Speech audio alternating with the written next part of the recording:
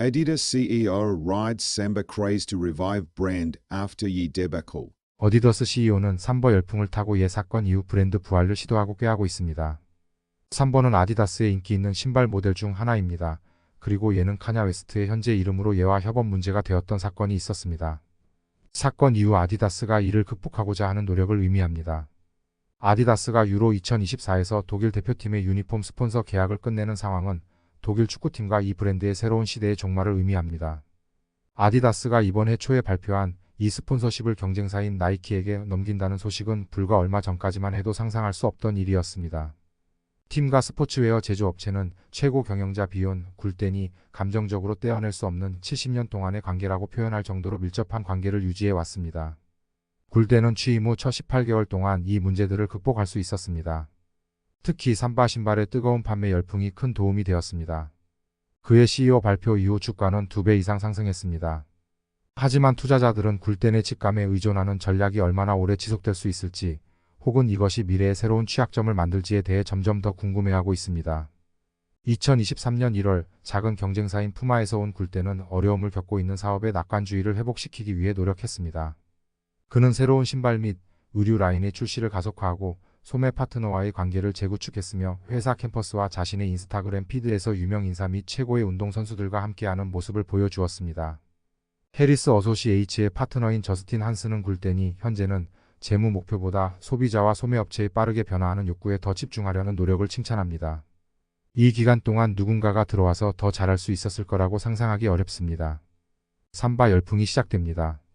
굴덴이 아디다스에 처음 합류했을 때부터 그는 어려운 시기에도 회사가 매력적인 제품을 만들어내는 것을 멈추지 않았다고 주장했습니다.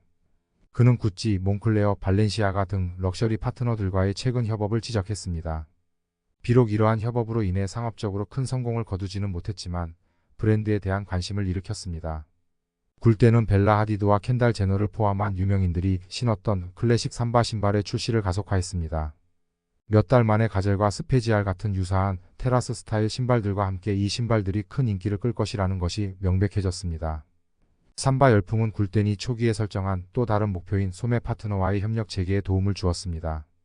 이전 전략은 아디다스의 디지털 및 직접 소비자 판매 채널에 중점을 두어 중개인과 수익을 나눌 필요가 없었지만 이로 인해 실망한 소매업체들은 온홀딩과 데커스 아웃도어 코퍼레이션의 호카와 같은 작은 브랜드로 눈을 돌렸습니다. 작년부터 트렌드가 살아나기 시작하면서 소매업체들은 신발 판매가 호조를 보이면 의류 판매도 촉진될 것이라고 생각하고 주문에 더 자신감을 가지게 되었습니다. 또한 굴덴은 처음에 투자자들에게 아디다스가 13억 달러 상당의 이지 신발 재고를 감가상각해야 할 수도 있다고 경고했지만 그 재고의 대부분이 판매되어 보수적인 재무 목표를 계속 초과 달성할 수 있었습니다. 아디다스는 현재 올해 영업이익을 7억 유로로 예상하고 있으며 이는 4월에 5억 유로 전망에서 상향 조정된 것입니다. 하지만 애널리스트들은 이 수치가 10억 유로를 초과할 것으로 예상하고 있습니다. 올해 1분기에는 매출이 전반적으로 8% 증가했고 이지 재고를 제외한 매출도 5% 증가했습니다.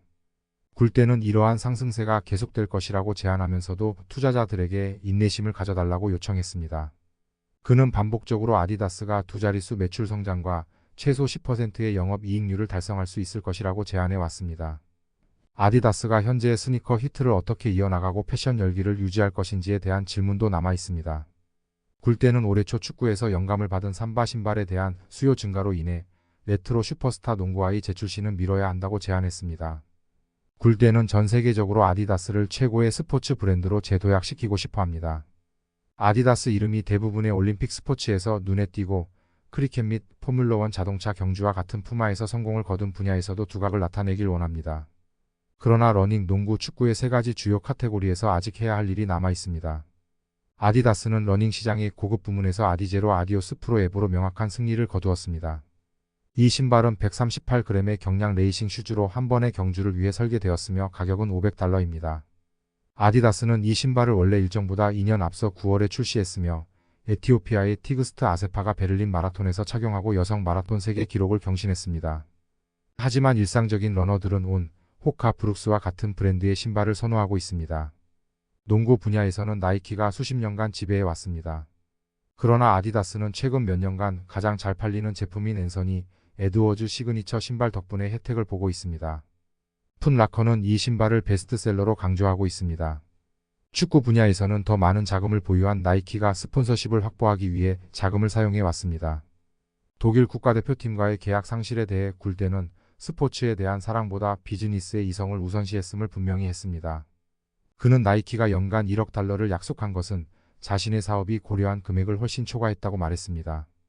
블룸버그 인텔리전스의 애널리스트 푸남 고얄은 한때 아디다스 유니폼을 입었던 첼시 FC와 같은 다른 주요 클럽들이 이제는 나이키 유니폼을 입고 있다고 지적했습니다. 프랑스도 나이키로 전환했습니다. 그들이 일부를 다시 되찾을 수 있을지 모르지만 그 대가를 치러야 합니다. 아디다스가 되찾으려는 팀들의 관심을 보이면 나이키가 더 많은 돈을 지불할 것입니다. 나이키는 1990년대에 세계 최대 스포츠 브랜드로서 아디다스를 앞질렀으며 작년에는 2배 이상의 총 수익을 자랑했습니다. 굴대는 이 격차를 좁힐 드문 기회를 가질 수 있습니다. 미국 회사인 나이키는 새로운 제품을 출시하고 조던 브랜드에 대한 의존도를 줄이기 위해 고군분투하고 있으며 인력 감축에 의존하고 있습니다. 굴대는 나이키의 이 약점을 이용해 규모를 키우고 더 큰 계약을 체결할 수 있습니다. 라고 프랑크푸르트의 유니온 인베스트먼트 포트폴리오 매니저인 토마스 조켈은 말했습니다. 굴대는 이 업계에서 규모가 중요하다는 것을 알고 있으며 아마도 이 기회를 잡으려고 할 것입니다.